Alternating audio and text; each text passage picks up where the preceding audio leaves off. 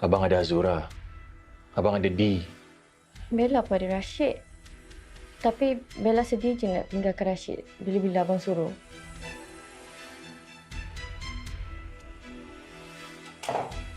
Mana pergi budak ni?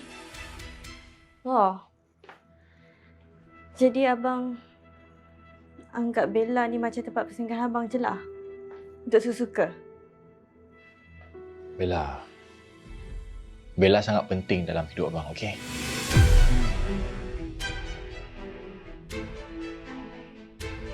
Dah pula. Cuma buat masa ni, kerja abang pun penting. Kalau abang tak kerja, abang tak ada duit, macam mana abang nak bagi Bella duit? Mana dia ni?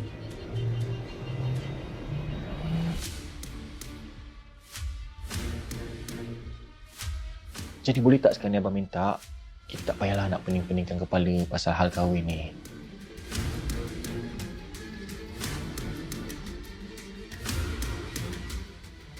Abang rasa macam abang nak urut lah.